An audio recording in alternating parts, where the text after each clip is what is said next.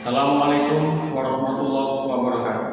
Perkenalkan, nama saya Purnomo SPD, mengajar di SMA N1 Pusako Kabupaten Siak Provinsi Riau. Sekaligus saya adalah mahasiswa BPI angkatan ketiga di Universitas Muhammadiyah Metro Lampung. Pada hari ini tanggal 18 Oktober 2021, saya akan melaksanakan ujian praktek uji kinerja guru di sekolah saya sendiri. Selamat menyaksikan. Wassalamualaikum warahmatullahi wabarakatuh.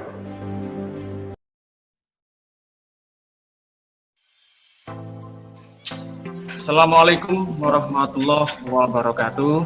Waalaikumsalam warahmatullahi wabarakatuh. Apa kabar semuanya, anak-anak?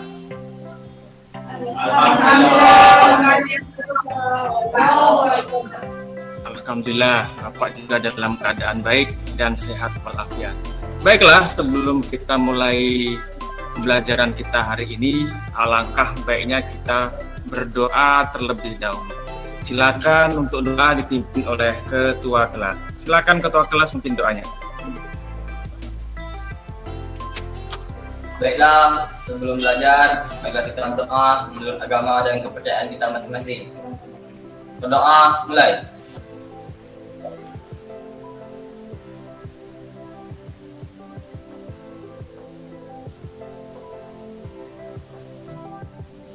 Berdoa selesai. Terima kasih kepada ketua kelas yang telah memimpin doa. Baiklah, sebelum kita mulai pembelajaran, saya coba cek absensi dulu di aplikasi Ruang Kelas, ya. Silakan absensi dulu di aplikasi Ruang Kelas. Yuk, silakan absen dulu.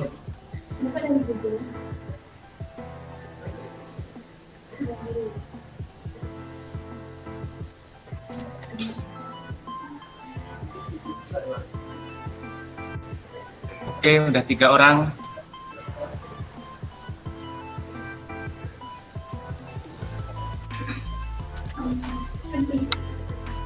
Ayo, cepat silakan yang lain yang belum absensi. Saya tunggu. Baiklah, sebelum kita masuk ke pembelajaran kita pada hari ini, pada minggu yang lalu mungkin ada yang masih ingat kita mempelajari tentang apa? Silakan. Tentang nama. Tentang kerajaan Sriwijaya dan Majapahit. Kerajaan Sriwijaya dan Majapahit. Ya. Ada lagi yang masih ingat? Tentang apa lagi? Kerajaan Sari. Kerajaan Singasari. Kerajaan Singasari. Jadi minggu yang lalu kita belajar tentang agama yang bercorak Hindu dan Buddha. Ya. Oke, sebelum kita masuk ke pembelajaran kita akan tampilkan ini dulu ya sebagai pendahuluannya. Nampak? Ya.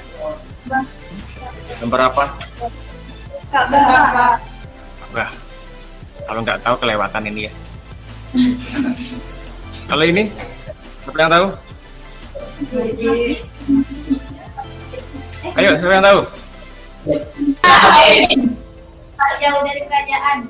Tak jauh dari kerajaan, siap. Di situ ada makhluk siapa? Ada yang tahu? Cabut. Makam? Sultan Syarif Qasim. Iya, ya. Oke, kenapa saya menampilkan ini? Ada Ka'bah, ada masjid ini. Kalau minggu yang lalu kita belajar tentang agama Hindu dan Buddha, ya. Sekarang kita mempelajari tentang kerajaan-kerajaan yang bercorak Islam, ya. Jadi materi kita hari ini adalah lahirnya agama Islam dan proses masuknya Islam ke Nusantara. Ya. Untuk adanya menganalisis kerajaan-kerajaan maritim Indonesia pada masa Islam dalam sistem pemerintahan, sosial, ekonomi, dan kebudayaan serta pengaruhnya dalam kehidupan masyarakat pada masa ini. Ya. Untuk tujuan pembelajarannya, Nah, mungkin ada yang bisa membaca? Saya Pak. Ya, Sahradi, silakan. Tadi tujuan pembelajaran. Setelah mengamati dan mendengarkan penjelasan guru, peserta didik diharapkan dapat memahami dan berpendapat tentang lahirnya agama Islam dan proses masuknya Islam ke Nusantara. Setelah melakukan diskusi, peserta didik diharapkan dapat mengolah informasi tentang lahirnya agama Islam dan proses masuknya Islam ke Nusantara dalam bentuk tulisan dan mengkomunikasikannya secara jujur, teliti, dan bertanggung jawab. Ya, bagus ya. Terima kasih Sahradi. Luar biasa. Jadi itulah tujuan pembelajaran kita pada hari ini ya. Oke, kita lanjutkan.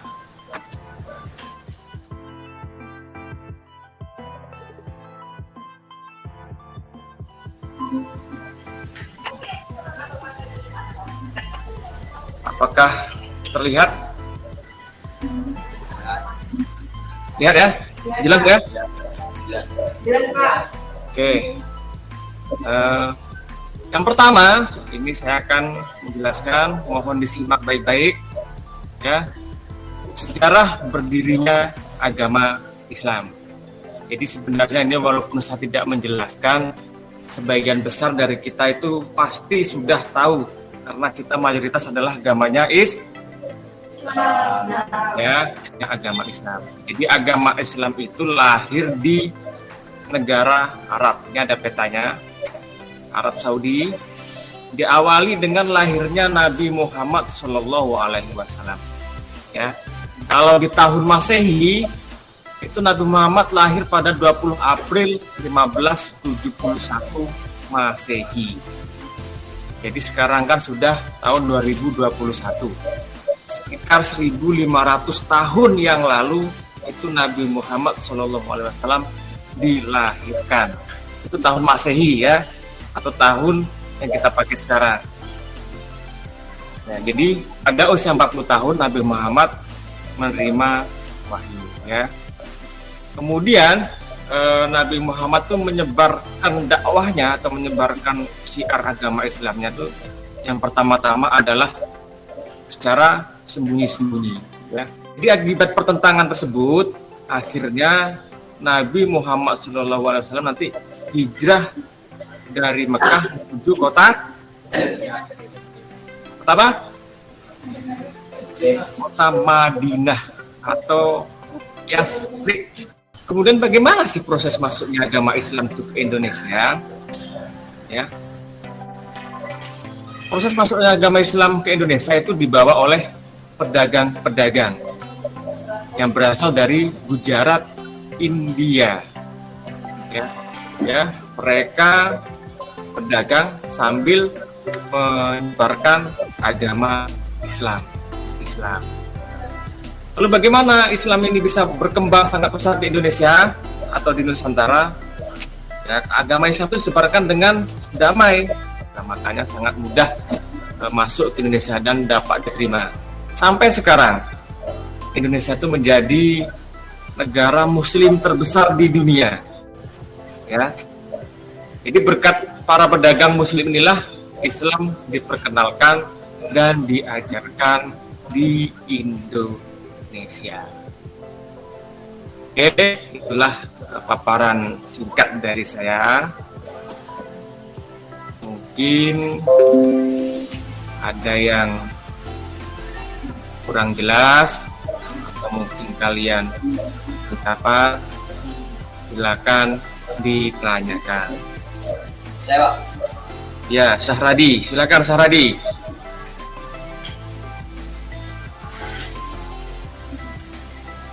Mengapa ajaran Islam pada awalnya ditentang oleh bangsa Arab? Ya, bagus sekali pertanyaannya. Mengapa ajaran Islam pada awalnya ditentang oleh bangsa Arab? Oke, sebelum kita bahas, sebelum saya jawab atau mungkin nanti kalian ada yang bisa jawab, mungkin ada pertanyaan lain, silakan. Saya, Pak. Ya, Nur Anissa ya? Iya, Pak. Ya, silakan Nur Anissa. Apakah sama Pak proses masuknya Islam ke Indonesia dengan masuknya Hindu-Buddha? Maksudnya proses masuknya Hindu-Buddha itu ada beberapa teori yang membawanya. Apakah Islam ada teori-teorinya? Oh iya, bagus pertanyaannya. Jadi pertanyaan Nur Anissa tadi, apakah sama sih proses masuknya Islam dibanding dengan Hindu-Buddha ke Indonesia? Kalau Hindu-Buddha kan ada teori-teori masuknya Hindu-Buddha. Kalau Islam apakah ada seperti itu ya? Oke, sebelum saya jawab pertanyaannya ini, mungkin ada di antara kalian yang bisa menjawab dulu sebelum saya perkuat nanti jawabannya. Silakan. Saya, Pak. Ya, siapa? Siapa jawab? Saya akan menjawab pertanyaan. Siapa dulu nih? Si Rika ya?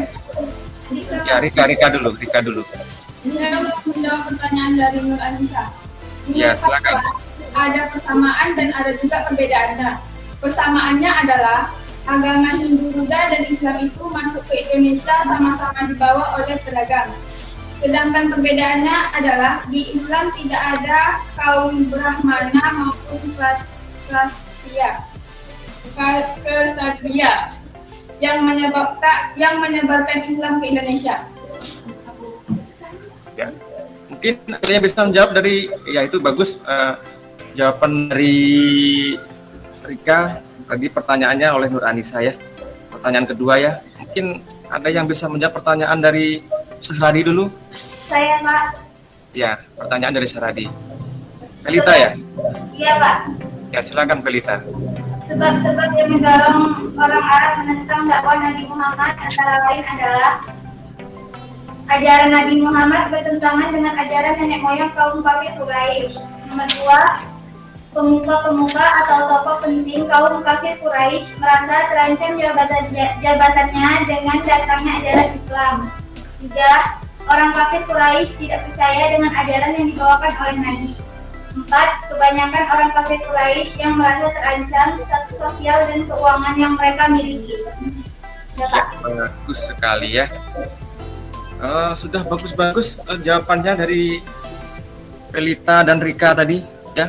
Terima kasih sudah menjawabnya. Jadi saya perkuat lagi ya. Yang tanya Syahdi dan Nur Anis tadi ya, saya perkuat lagi. Yang pertama, mengapa ajaran Islam awalnya ditentang oleh bangsa Arab ya. Ya, jawaban dari Pelita itu sudah sangat benar. Islam kan agama baru ya. Islam itu agama baru. Sedangkan masyarakat Quraisy pada waktu itu kan kepercayaannya kepercayaan. Kemudian pertanyaan dari Nur Anissa, apakah sama masuknya agama Islam dan Hindu-Buddha? Ya, ada persamaannya adalah itu tadi jawabannya. Agama Islam itu dibawa oleh pedagang, Hindu-Buddha dibawa juga oleh pedagang. Ya, jadi jelas ya, ini ya, sesi ini jelas ya. Oke, kalau jelas, kita lanjutkan ke sesi selanjutnya. Nah, tampil ya. Jadi ini adalah LKPD atau lembar kerja peserta didik. Ya.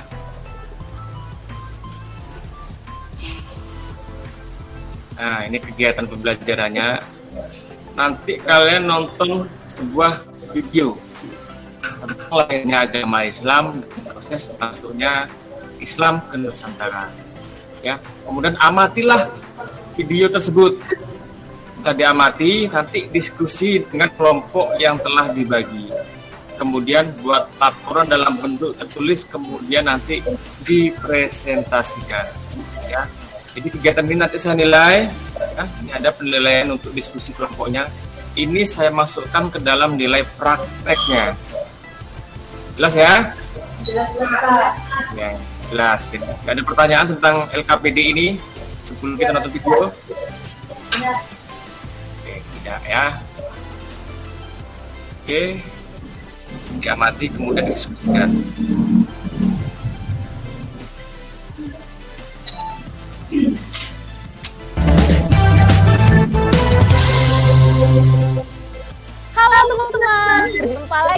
dengan Kak Indah. Kali ini kita akan membahas tentang kerajaan Islam yang bercorak maritim.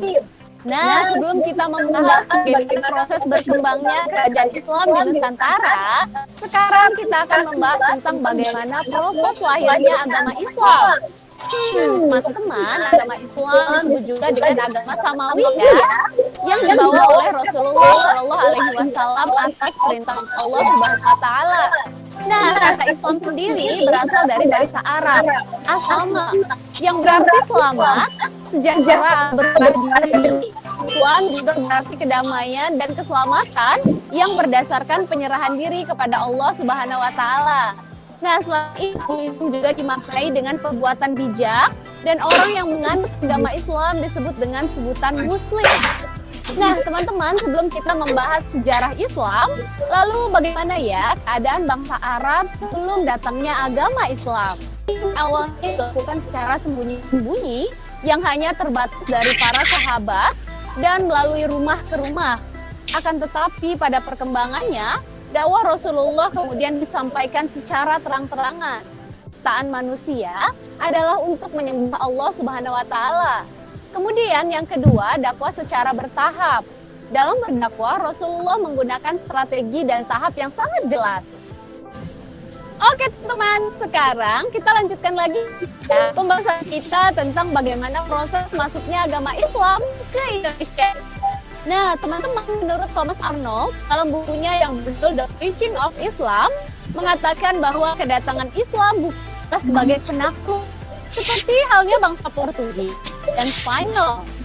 Nah, Islam datang ke Asia Tenggara dengan jalan damai di kehidupan sekitar kalian. Adapun daerah-daerah di luar pengaruh Hindu, seperti Sumatera bagian selatan dan utara, wilayah Kalimantan, wilayah Sulawesi, dan Maluku, merupakan kelompok masyarakat yang dapat menerima Islam dengan sangat baik. Daerah ini umumnya merupakan daerah perniagaan, seperti di pesisir Jawa. Dan masyarakat di daerah ini tidak terikat oleh adat keraton. Dampaknya, ketika Islam masuk, agama ini segera diterima oleh penduduk dengan sangat baik. Langgar, surau, masjid, dan madrasah bersama-sama bangkit di daerah itu. Islam tidak tinggal nama dan lafal saja, tetapi menjadi keyakinan dan perbuatan yang nyata. Oke deh teman-teman, tadi kita sudah belajar ya bagaimana proses penyebaran agama Islam mulai dari Jazirah Arab, kemudian disebarkan ke berbagai penjuru dunia, hingga Islam masuk ke wilayah Indonesia. Nah, berbagai cara pun digunakan oleh para wali agar ajaran Islam dapat diterima dengan baik oleh masyarakat. Baiklah, kalian sudah mengamati video tadi. Saya kasih beberapa waktu sekitar 3 menit ya untuk kalian berdiskusi hasil dari pengamatan video tadi. Silakan didiskusikan. Kita diskusikan dulu.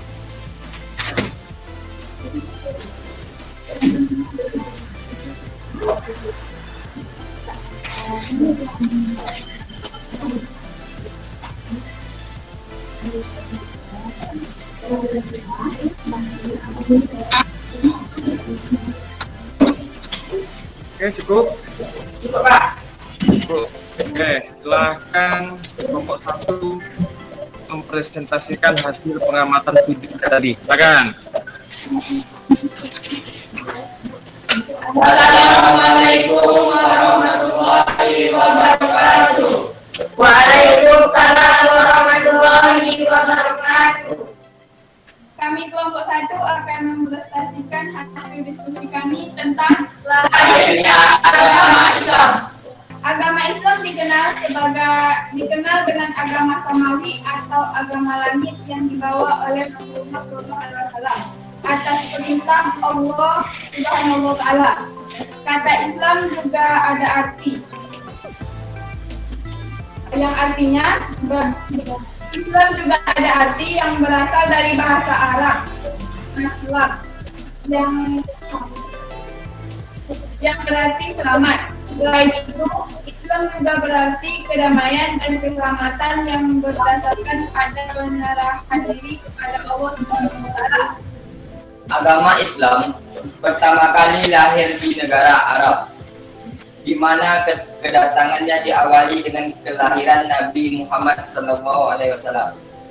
Nabi Muhammad SAW adalah Nabi akhir zaman dan diangkat oleh Allah Subhanahu Wa Taala menjadi Rasul. Sahabat yang disegani oleh bangsa Quraisy untuk ikut serta dalam menyebarkan agama Islam. Rasul juga mengajarkan nilai-nilai Islam dan cara menjalankan ibadah secara.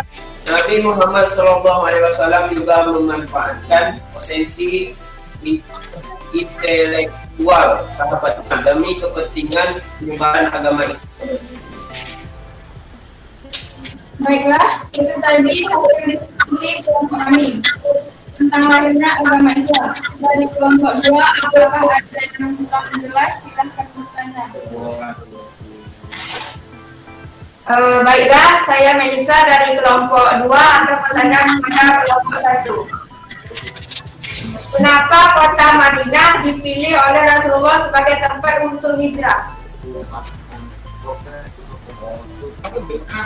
Ada tambahan?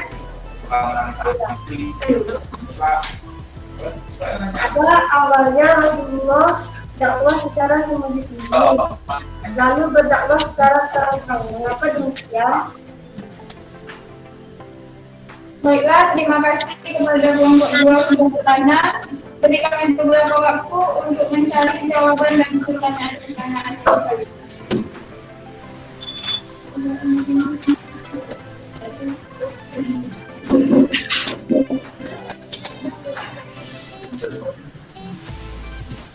Baiklah, saya akan menjawab pertanyaan dari Melisa. Dari berbagai artikel yang saya baca, ada 4 alasan mengapa Madinah dipilih sebagai tempat hijrah Rasulullah. Pertama, penduduknya memiliki sikap ramah. Suku Aus dan Khazraj yang mungkin di Madinah sebetulnya berasal dari Yaman. Sementara orang-orang Yaman dikenal sebagai orang yang memiliki budi yang halus dan perasaan yang lembut. Kedua, penduduk Madinah memiliki pengalaman berperang. Suku Aus dan suku Khazraj ditambah komunitas Yahudi di Madinah tidak pernah hafal. Dalam sejarahnya, mereka kerap kali melancarkan peperangan antara satu suku dengan yang lainnya. Ketiga, Rasulullah memiliki hubungan darah dengan penduduk Madinah. Pada saat kecil, Rasulullah pernah diajak ibundanya Sayyidah Aminah untuk berkunjung ke Madinah. Pada kesempatan itu, Sayyidah Aminah mengajak Rasulullah untuk berziarah ke makam Sayyidah Abdullah, suaminya dan ayahanda Rasulullah. Keempat, letak Madinah yang strategis. Madinah memiliki letak geografis yang strategis. Bagaimana tidak, di sebelah timur dan barat Madinah merupakan sebuah wilayah yang terjal. Baiklah, saya akan menjawab pertanyaan dari Vivek. Nabi Muhammad SAW melakukan dakwah sembunyi-sembunyi ini selama 3 tahun karena situasi dan kondisi kota Mekah belum kondusif untuk memulai dakwah secara terang-terangan. Kemudian Rasulullah melakukan dakwah secara terang-terangan karena turunnya dalil Quran surat Asy-Syu'ara ayat 214. Selama 3 tahun lamanya Rasulullah Sallallahu Alaihi Wasallam melakukan dakwah secara sembunyi-sembunyi, lalu turun ayat ini yang memerintahkan agar Rasul berdakwah secara terang-terangan. Baiklah, itu tadi hasil diskusi kami. Kami lebih dan kurang kami mohon maaf. Kami akhiri dengan wassalamualaikum warahmatullahi wabarakatuh. Waalaikumsalam warahmatullahi wabarakatuh. Terima kasih kepada kelompok 1 yang telah mempresentasikannya. Penampilannya sangat luar biasa. Kita terus dulu lah untuk kelompok 1.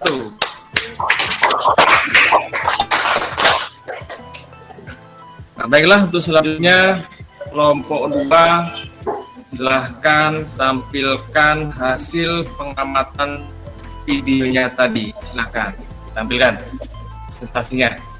Assalamualaikum warahmatullahi wabarakatuh. Waalaikumsalam. Warahmatullahi wabarakatuh. Kami dari kelompok 2 akan mempresentasikan hasil diskusi kami yang berjudul Proses masuknya Islam ke Nusantara. Proses masuknya Islam ke Nusantara. Agama Islam pertama kali lahir di Mekah, Arab Saudi. Para pemeluknya menyebarkan agama Islam lewat berbagai jalur. Salah satu teori menyebutkan bahwa agama Islam di Indonesia masuk lewat jalur perdagangan ketika Islam menyebarkan agama dan kebudayaan ke Indonesia. Proses cenderung berjalan dengan damai. Karena itu, raja hingga rakyat biasa menerima dengan hangat. Selain perdagangan, ada saluran lain yang menyebabkan agama Islam dapat masuk dan berkembang di Indonesia. Saluran tersebut diantaranya adalah saluran perkawinan, pendidikan, dan seni budaya.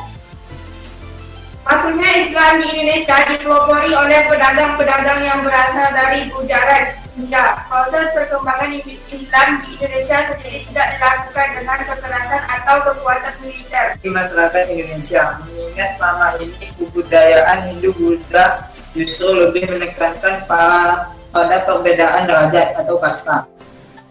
Baiklah, dari hasil presentasi kami tadi, apakah dari kelompok lain ada yang tidak paham? Jika ada yang tidak paham, silakan bertanya. Ayo kelompok 1. Ada yang mungkin ditanyakan? Saya Pak. Ya. Apa reaksi awal orang-orang Indonesia terhadap masuknya agama Islam pada saat itu?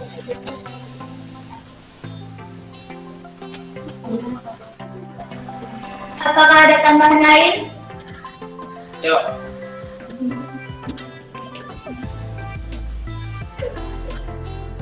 Mengapa agama Islam lebih cepat berkembangnya di Indonesia?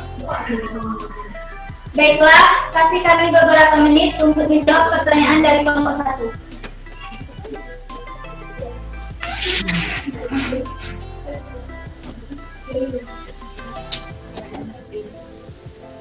Baiklah, saya akan menjawab pertanyaan Feby.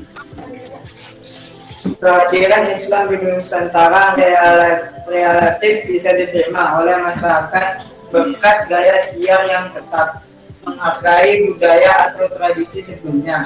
Gaya dakwah seperti ini dirintis oleh para wali songo sejak abad ke-15 Masehi. Baiklah, saya akan menjawab pertanyaan dari Khairul. Faktor-faktor penyebab agama Islam dapat cepat berkembang di Nusantara antara lain: syarat masuk agama Islam tidak berat, yaitu dengan mengucapkan kalimat syahadat. Upacara-upacara dalam Islam sangat sederhana. Islam tidak mengenal sistem kasta. Islam tidak menentang adat dan tradisi setempat. Dalam penyebarannya dilakukan dengan jalan damai. Dan beruntungnya kerajaan Majapahit memperlancar penyebaran agama Islam.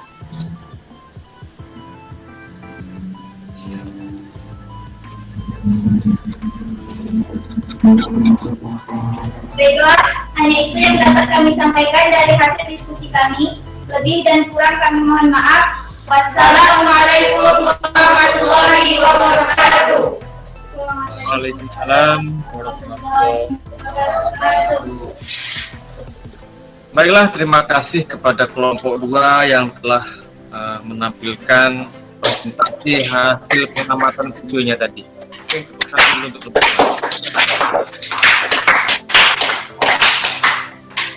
baiklah, dari pertemuan kita dari awal tadi sampai akhir ini, maka dapat ditarik sebuah kesimpulan.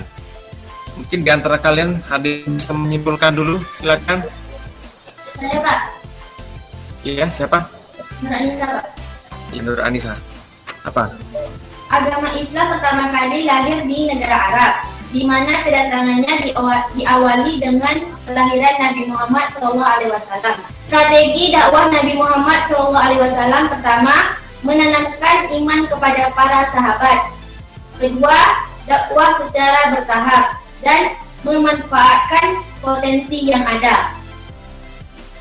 Oke, Terima kasih pada Nur Anissa. Yang lain? Ayo Pak. Ya, Rika. Pola penyebaran agama Islam ke Nusantara. Yang pertama melalui perdagangan, kedua perkawinan, ketiga pendidikan, keempat tasawuf, kelima politik, dan keenam seni dan budaya. Iya, terima kasih Rika. Jadi intinya dapat kita tarik sebuah kesimpulan bahwa pada awalnya agama Islam itu adalah lahir di negara Arab, ya, dengan lahirnya Nabi Muhammad SAW.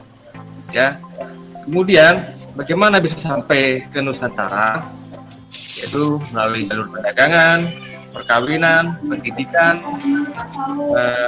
tasawuf, politik, dan melalui seni.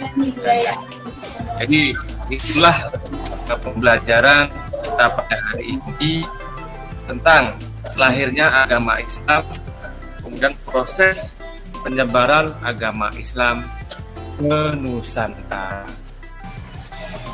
Baiklah, kita selanjutnya adalah evaluasi pembelajaran kita. Ya. Saya akan share ke grup.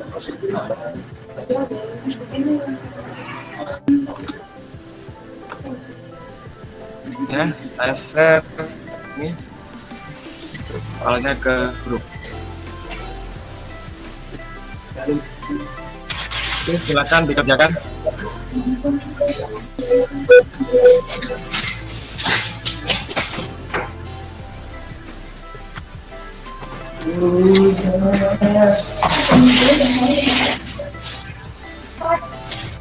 Baru Galuh ya, siap. Yes.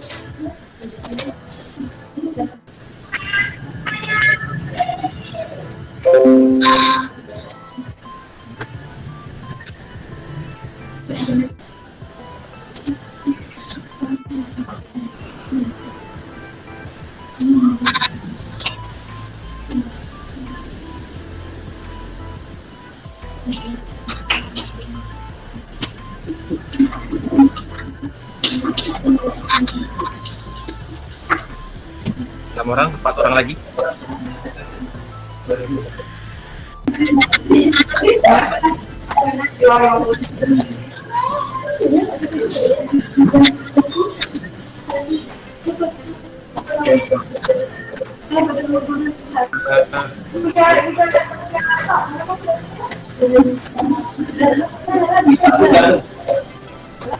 Ya, perhatikan, kumpul ya. Selanjutnya ini kegiatan kita yang terakhir. Ya, ini sastra lagi. Kelihatan ya? List. Siap. Dalam buku, kemudian difoto ke grup. Kasih nama jangan lupa.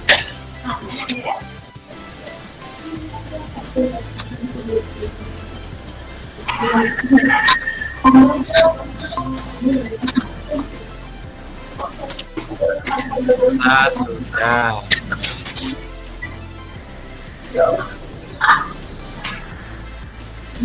Yang lain, yuk.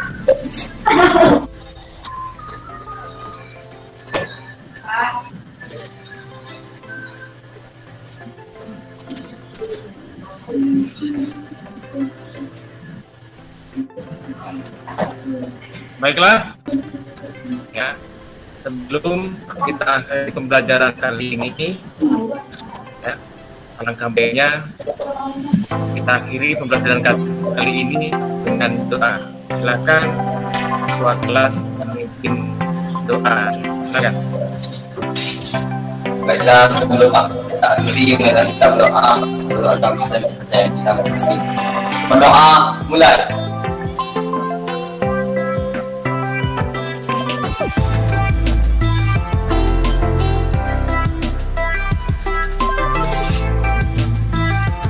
Doa selesai.